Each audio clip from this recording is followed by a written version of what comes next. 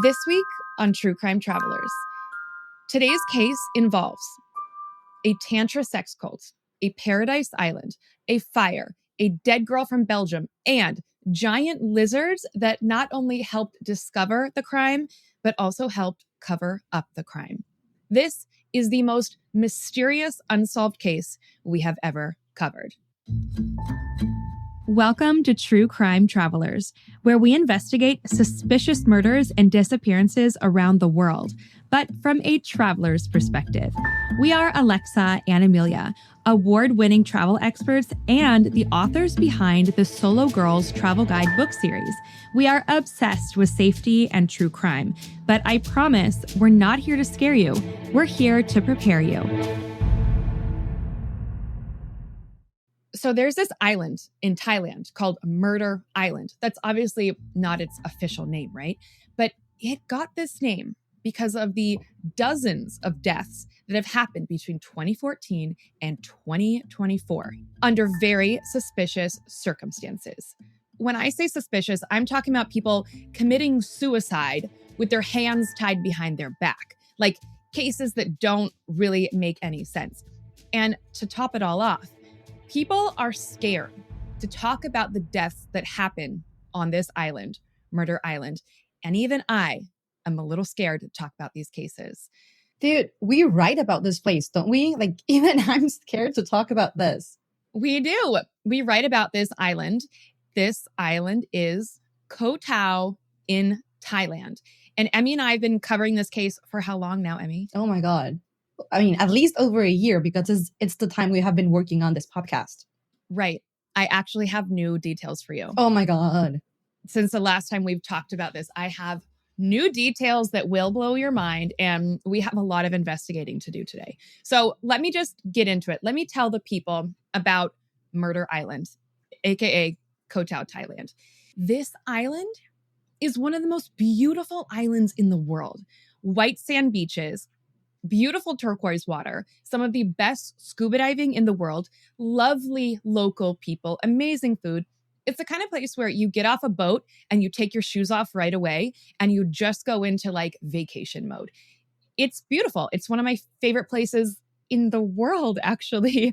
And I just got back from Koh Tao and I went there to see, like, is this place really still dangerous? Because we write the Solo Girls Travel Guide to Thailand. Our book is one of the best sellers.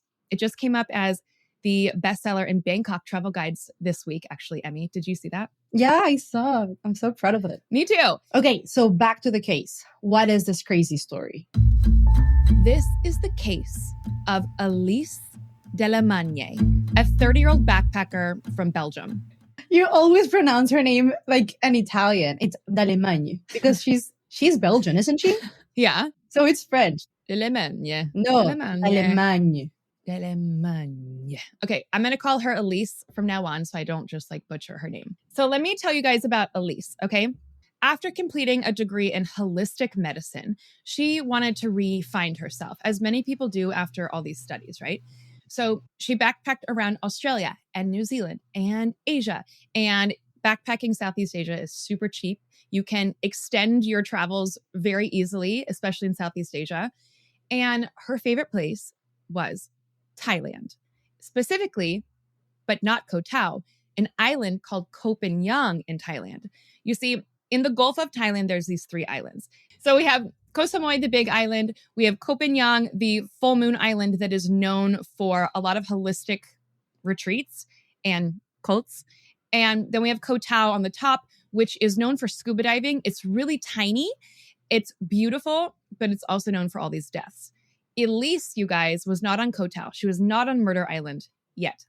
She instead was on Koh Phangan.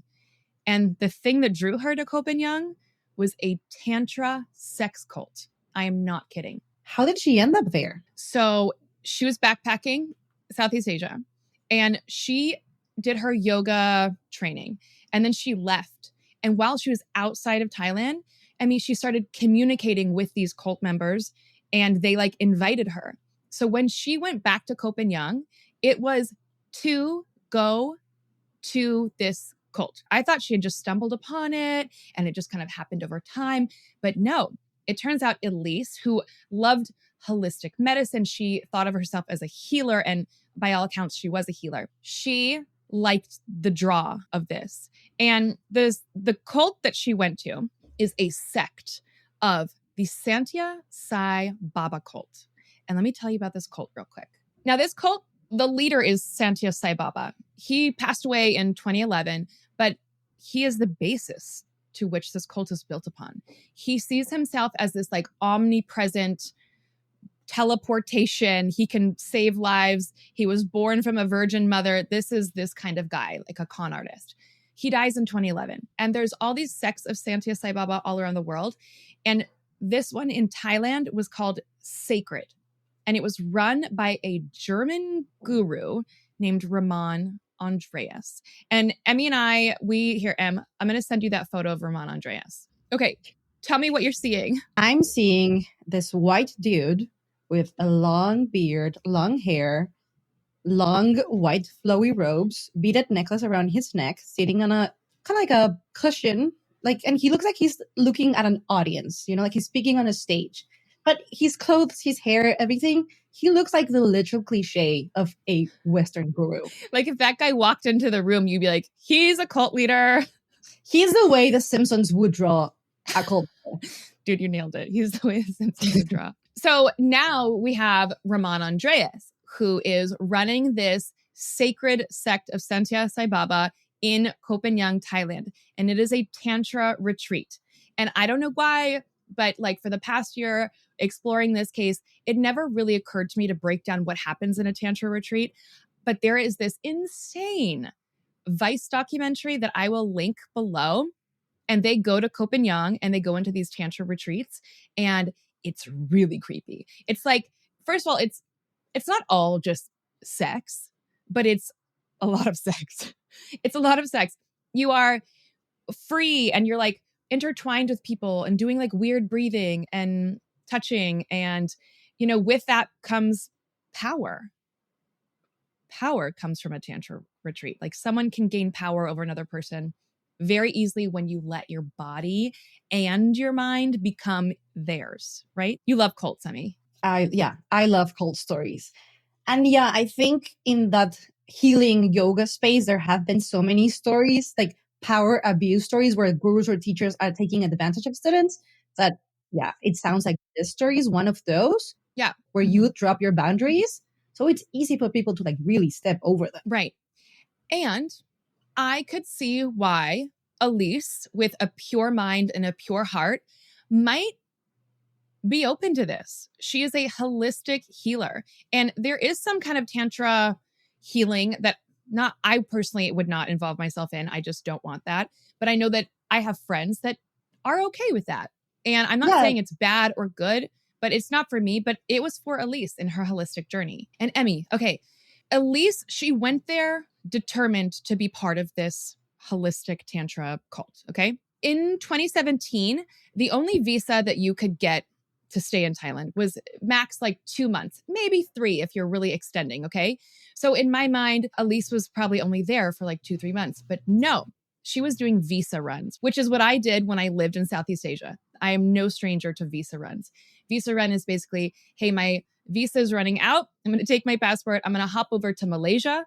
I'm going to have a day of just eating and drinking. I'm going to go to the embassy, get a new Thai stamp or visa, and go back. So she was doing visa runs because, Emmy, she was there with Ramon Andreas and the cult for a year. No, I thought she was there for 3 to 6 months tops. Me too. So she was there for a year. She was studying very closely with Ramon Andreas M. When you're in a Tantra cult, you're studying very closely. You're meditating, you're praying, you're doing all these things. You are becoming very intertwined.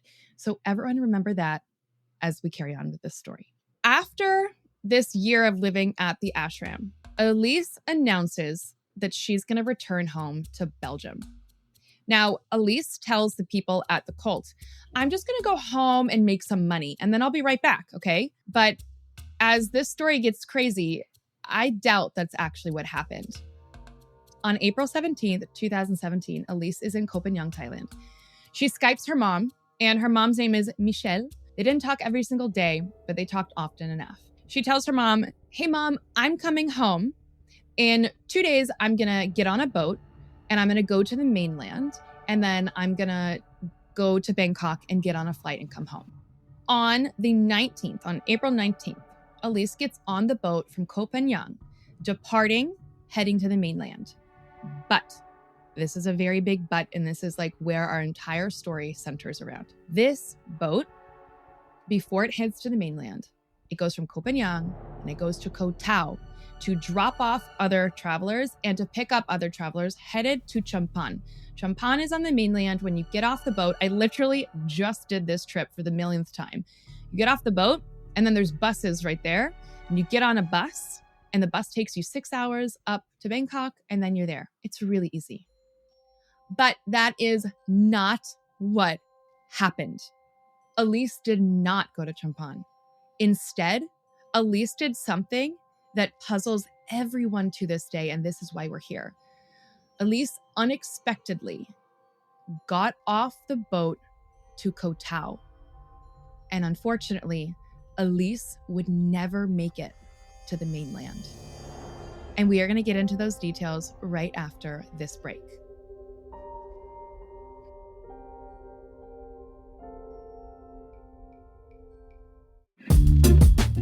Do you ever dream of packing up everything and moving to the other side of the world? Well, I can show you how to turn that dream into a reality. Hi, I'm Alexa West. After college, I left the country with just $200 in my pocket, and I turned that into over 10 years of living abroad full-time. Now I'm sharing how I did it in my new book, The One-Way Ticket Plan: Find and Fund Your Purpose While Traveling the World. This isn't just another travel guide, and it's not a memoir. It's real-world advice on how to make money abroad and how travel can actually lower your cost of living. No matter your age, budget, or travel experience, I'm here to help you start your own adventure. I'm living proof that your dream life can be your real life, and you don't have to be rich to do it.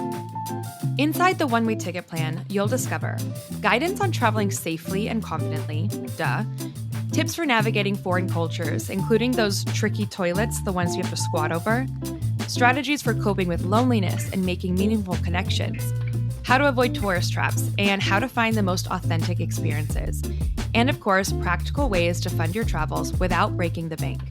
Whether you're an inexperienced explorer or a seasoned traveler, this book provides the tools and inspiration to become an expert adventurer before you even leave the couch. Get your copy of the One-Way Ticket Plan on Amazon, Audible, or wherever you get your books, and kickstart your adventure now. Okay, this is what we know so far. On April 19th, Elise, our Belgian backpacker, who was supposed to go from Koh Phangan to Champan, the mainland, somehow decides to get off the ferry boat in Koh Tao, right? Right. And this is what she does next. And you guys, I know this island so well, so I'm excited to explain it to you because I have listened to so many podcasts and news over the years that they don't get this right. They don't get it. Okay.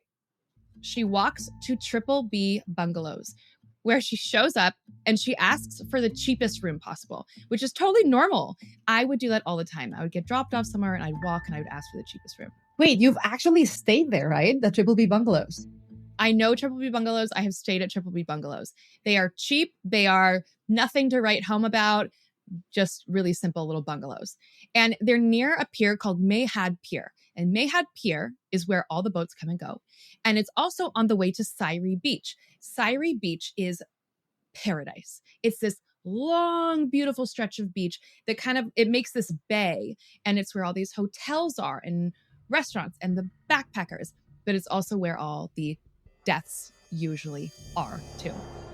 So she checks into Triple B Bungalows. And this is where our second huge mystery comes in. Because when she checks in, this is very standard in Thailand and in Asia and in Europe. Dude, everywhere around the world.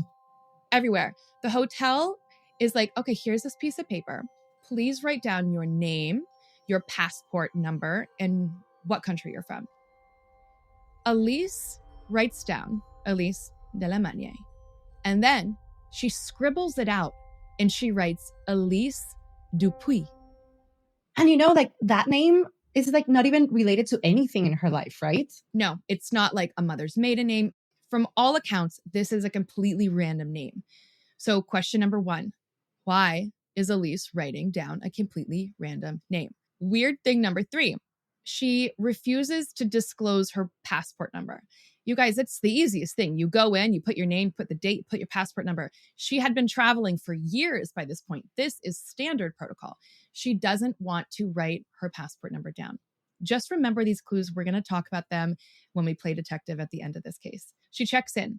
Then, around 7 p.m., just after the sun had set, there was a fire at Triple B Bungalows.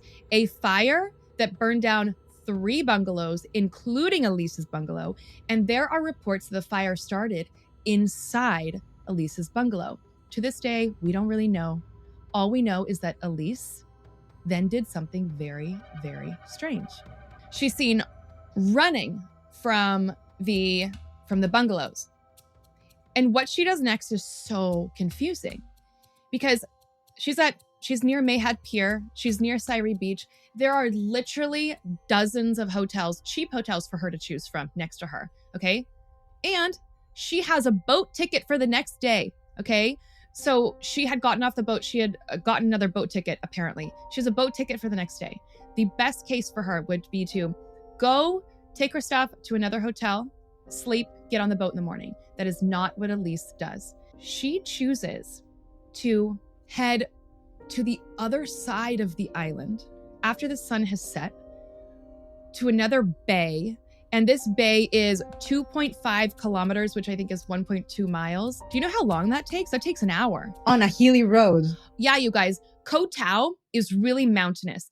Pro tip for Koh Tao. When you go to this island, whatever you do not rent a motorbike. When you go to Koh Tao, you'll see people walking around like mummies, just wrapped with all this gauze because they took their motorbike. They tried to drive the really hilly, mountainous island of Koh Tao, and it didn't work out for them. So she is doing this. She's walking up these hills, big curves. It's nighttime. I don't get it. I don't get it.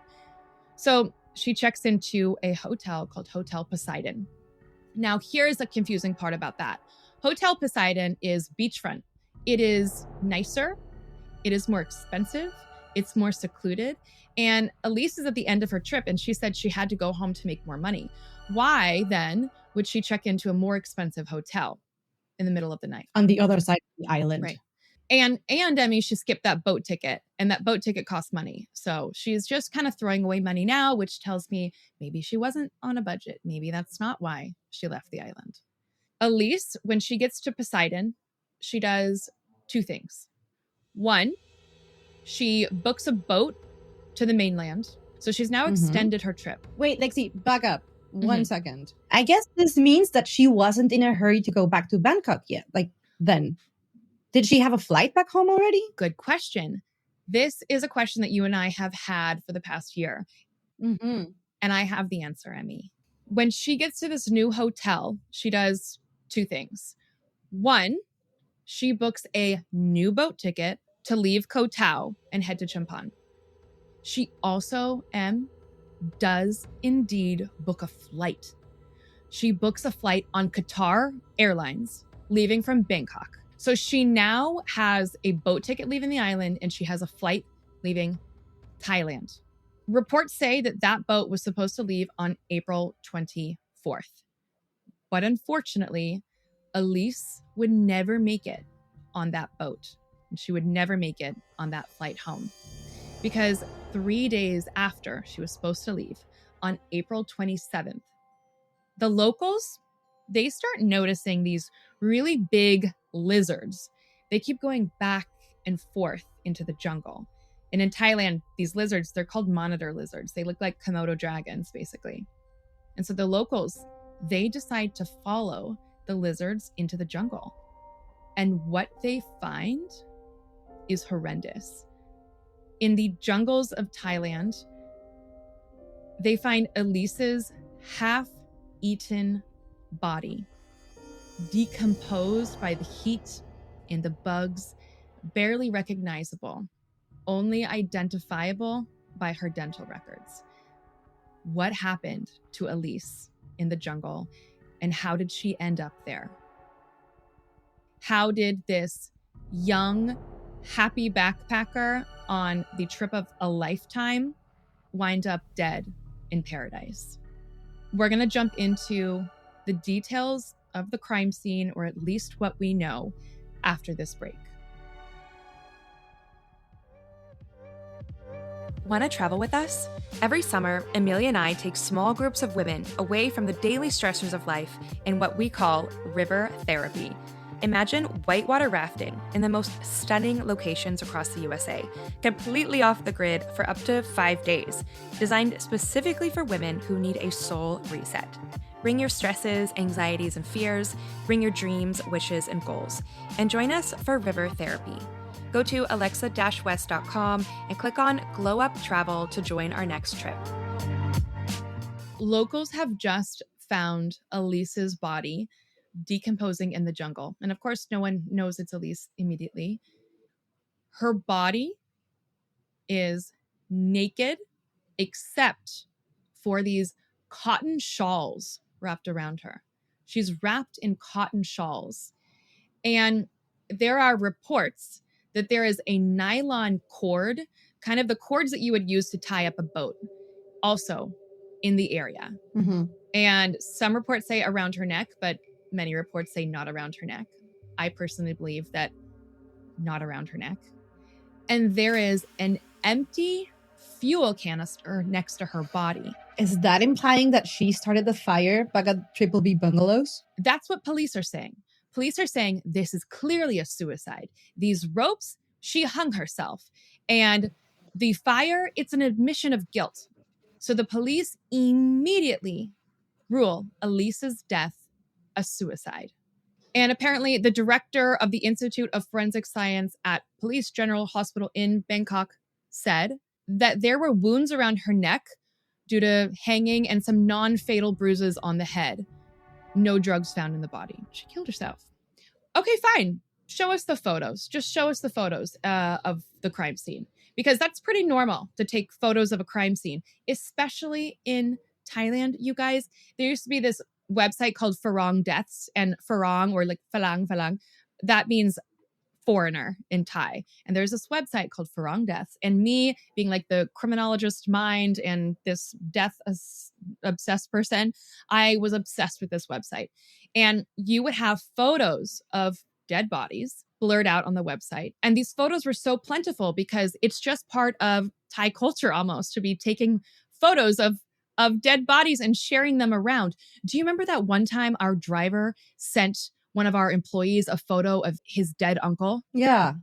I think in Asia, they have such a very different relationship with death than we have in the West. Absolutely. So for us, taking a photo of a dead body is really disrespectful. But in cultures where they believe in reincarnation, a body is just a vessel, right? So photos, I cannot stress to you guys how common it is to have photos of a dead body or a crime scene, especially in Thailand where they don't rope it off immediately. So the fact that there's no photos, and Elise's mother, Michelle, has been asking for photos, but there's no photos, which says to me that this is very suspicious. Because if there was a photo, Emmy, we could see, okay, yeah, the rope, the thing, and the police could come out and be like, it was a suicide, and they could be totally transparent, but they weren't. Smells like a cover-up. I don't buy it. I don't buy it.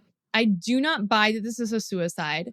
The family of Elise does not buy it. And Emmy? I don't buy it either. Right. So let's break this down. I am dying to break this down. Let's get into detective mode. Elise was this vivacious woman who had done all these studies in holistic medicine and yoga, and no one that knew her said that she would commit suicide. She was so happy and full of life. I will put a photo of her on truecrimetravelers.com on the blog of this episode, so you can just see the smile in her eyes. Even her smile goes to her eyes, right, Em? Yeah, she has the most radiant smile. And statistically, women don't hang themselves for suicide. Statistically, women take pills, or maybe they'll get into a bathtub and, So if we're to believe the police, Elise was depressed or something, she stripped off all her clothes. She got these like old t-shirts or like cotton shawls, wrapped them around her body. She stole a nylon cord from a fisherman. She grabbed a fuel canister from a fishing boat that they maybe used for gasoline. And then she walked into the jungle and she hung herself. Does that make sense to anyone? No, because I'm going to tell you what. Gravity. If she hung herself, how was she wrapped around the cotton shawls on the ground? Right. The cotton shawls would have fallen off to the ground? It's like when you get out of the shower and put a towel around you. It would have just fallen off of her, but she was still wrapped, which means if she was hanging, you would think, right? That's a really good point. And you know what? Exhibit B, women tend to leave suicide notes. Yeah. She did not leave a suicide note. And someone who was so in touch with her own emotions and really close to her family and friends, you would think that Elise would have left a suicide note. But there was no suicide note left near her body, not in the room that she was staying.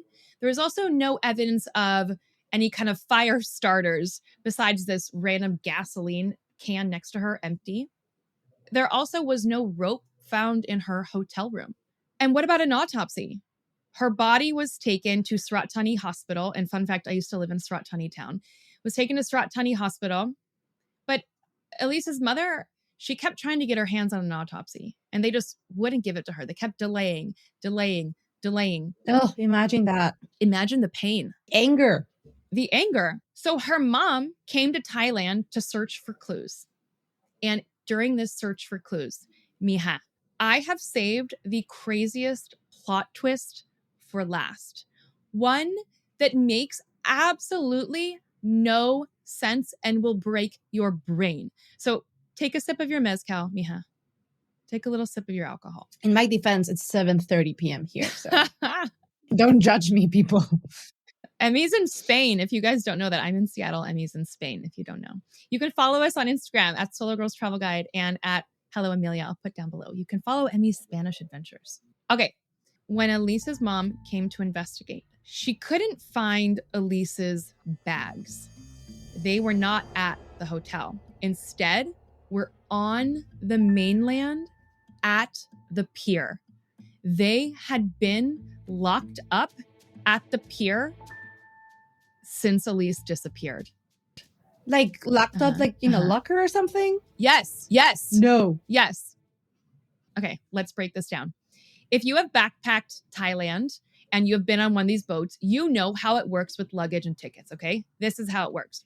You get on this big boat, and if you have a backpack, like a backpacker's backpack, you might keep it with you. But if you have a rolly suitcase, and I don't know what Elise had, but I would believe that Elise had a backpack. She's smart. She's an actual backpacker. But if you have a rolly suitcase, you'll hand it to the guy that works on the boat, and he'll take your big box of shame that he now has to carry over his head because you chose to have a suitcase with wheels on an island, and he'll put it in a pile for you.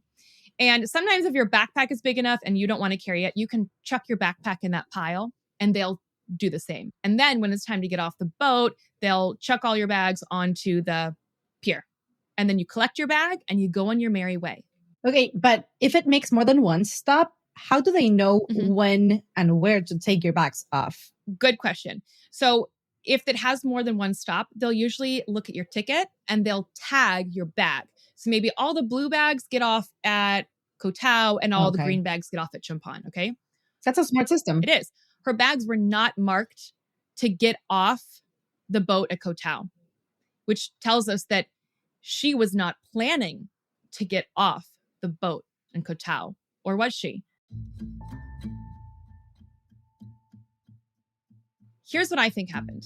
There's two ways that her bags carried on to Chumphon and she did not. There's two ways. Number one, she planned this the whole time. This leads us to believe that maybe someone was following her. Maybe she wanted to get them off her trail. So she kept her bags on the boat, let her bags go to the mainland, and then she got off the boat in Koh Tao. Maybe that was the plan. Theory number two, what if, Emmy, what if she was on the boat and she was planning to go to Chumphon, What if she saw someone on the boat that scared her? What if she was like, oh God, oh God, oh God, I got to get off the boat. I got to get off the boat. I don't even have time to think about my bags. I got to get off the boat. What if she saw someone who scared her? What do you think? Do you think that this was planned, or do you think that this was chaos? Now that you mentioned this, I like your theory that she might have seen someone gotten spooked and just jumped off the boat on Koh Tao. But then, Emmy, this means that she was on Koh Tao for nearly a week with no luggage? That's a really good point. So that brings us to the big question. Was she running from someone? Did she really want to leave the cult because she needed to make more money? Or is that what she was saying so she could make a smooth escape? Was someone following her? Did someone follow her on the boat? Did they follow her onto Koh Tao? Did they chase her into the jungles and kill her on this island? Well, these are the questions that her mother had. She went back to Koh Phangan and Koh Tao, but she went to Koh Phangan to get answers from the leader of the sacred sect, Ramon Andreas. Ramon Andreas, remember, is the leader of this cult that she had spent a year with, and they were very close. So if my dear friend died on another island and her mother was coming, I would make sure that I was there. I would make sure that I could meet with her. But surprise, surprise, Ramon Andreas was nowhere to be found. He conveniently went on a visa run right at that time. And during that visa run, I do believe that he, instead of like leaving the country for a night, he left the country for like 2 years. How convenient. Before he came back to the island. Yeah, I think he fled to Sri Lanka. Mm-hmm. This is the theory that most people who have really looked into this case believe. They believe that Elise did not commit suicide on Koh Tao. They believe that someone followed her and killed her. This is what her mother said. Her mother said to Cosmopolitan, "I cannot accept why my daughter should have killed herself. No signs of depression." But then the police say no signs of murder. Depression, like, sure, depression can be such a silent killer. Like, someone can be struggling and you have no idea. But I think there are so many weird things around this case that completely rule out suicide for me. The whole, it was a suicide thing, it's a very convenient conclusion. It is. And it's a convenient conclusion, and a conclusion that the government and the island has to have, because Koh Tao is one of the most popular tourist destinations in the country for them. And a murder, it doesn't look good. Now, here is why this murder is different. All of the other murders on the island are presumed to be by this gang, this Thai gang who's killing tourists, which we will cover in other episodes on True Crime Travelers. So my thought when I first brought this case to Emmy, my thought was like, yeah, maybe Elise was like another victim of these, serial killer gang members. But you blew my mind, Em. I have a theory on the way that Elise died on Koh Tao. I think that is too much of a coincidence that she was coming from a sketchy environment. She was coming from this cult related to the Satya Sai Baba bigger cult that has already had a lot of weird and sketchy news around it. I think because she was so close to this Ramon Andreas guru, I think that she found some dirt or that she found some weird things happening there. And that's where she was leaving. Obviously, they were like, nope, that cannot get out. We're going to go after her. How convenient that your neighboring island already has this murder island reputation. I think somehow they got Elise to go from Koh Phangan to Koh Tao, and that's where they got her. It literally blows my mind how you broke this down, because it's not just like, oh, the cult got her. It's how did they get her if this is what happened? I think it's just really convenient. Like, your neighbor already has a sketchy reputation. It's really easy to make, like, it's like if you do something wrong in class and there's a troublemaker already. So you're like, oh, I'm going to blame it on him. Yes.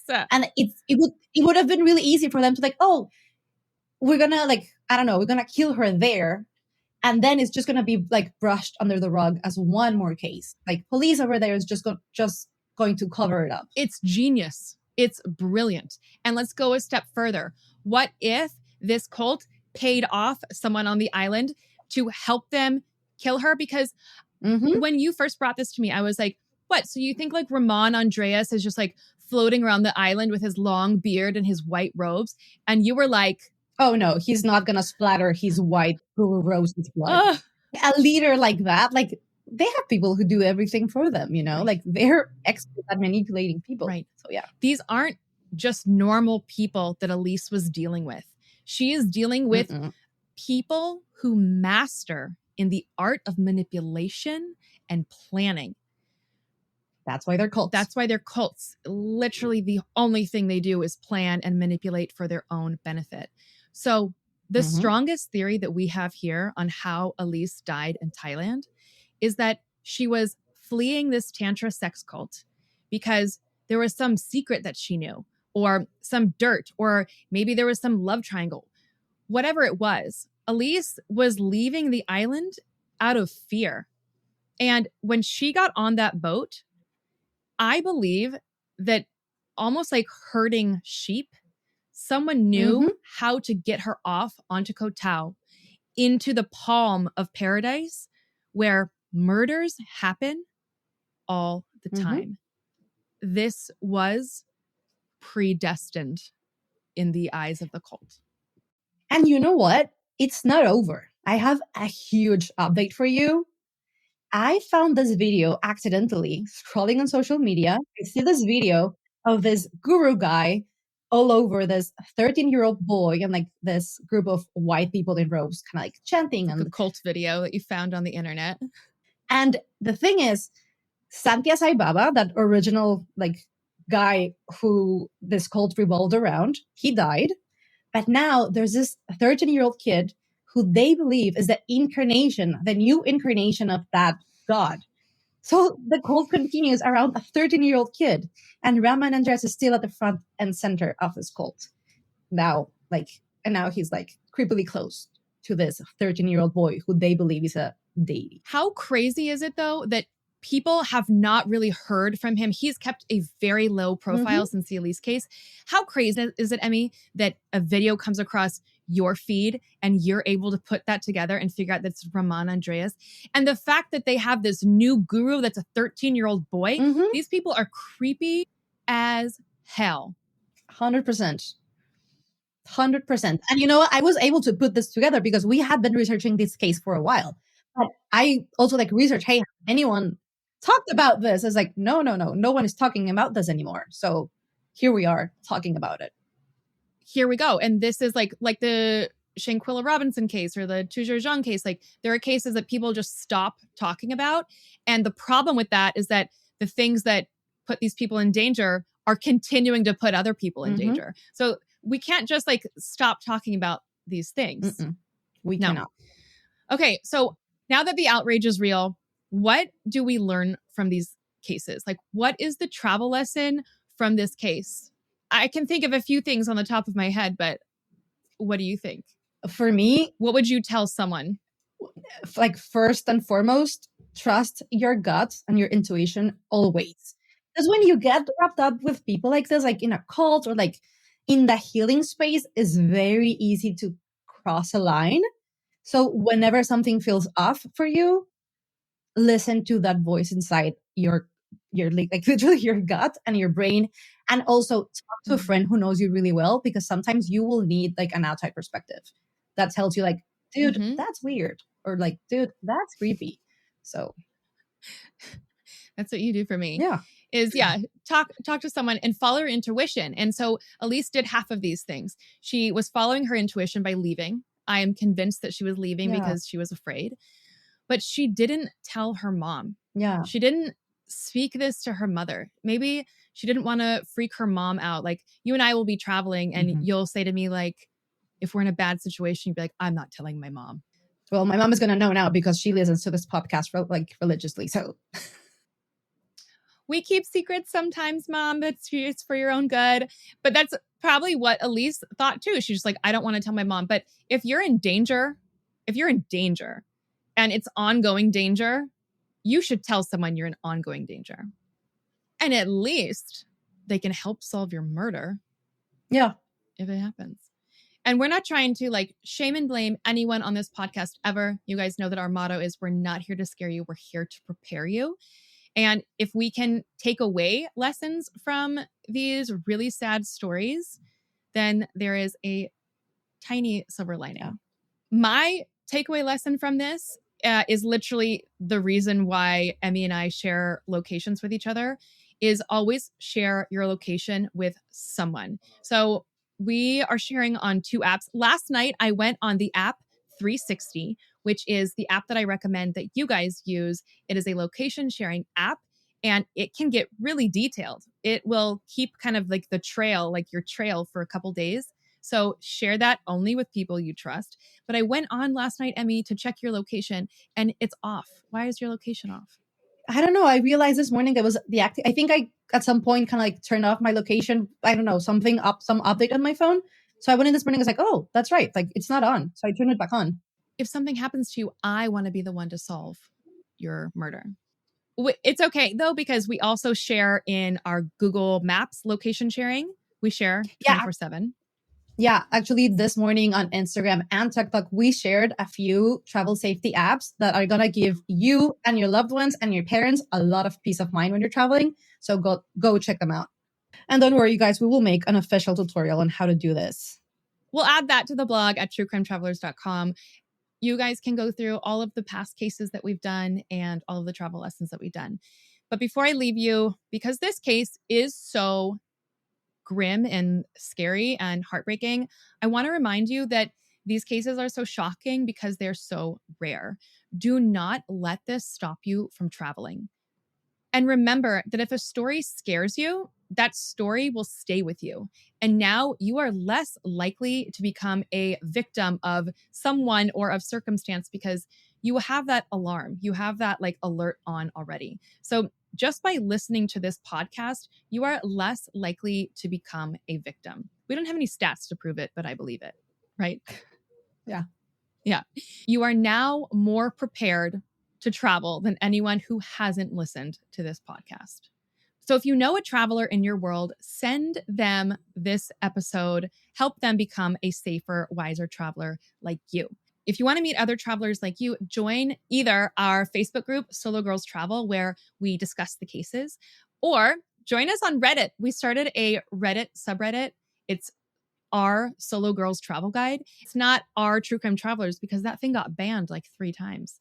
So we have a Solo Girls Travel Guide subreddit where all we talk about is murder and crime of travelers abroad. And if you want to come discuss these cases after this podcast, head over to our subreddit. We're there. Anything else? Last question is, where are we going next week? Next week, Mija, we are going to Bocas del Toro, Panama. Interesting. I've never heard of that place. You haven't? Okay, I'm excited to show you. No. Woohoo. Okay, love you, Em, and I will see you next week. But I'll also text you when we get off this podcast. Yeah. Okay. Okay, everyone. Travel safe. Travel safe. Bye.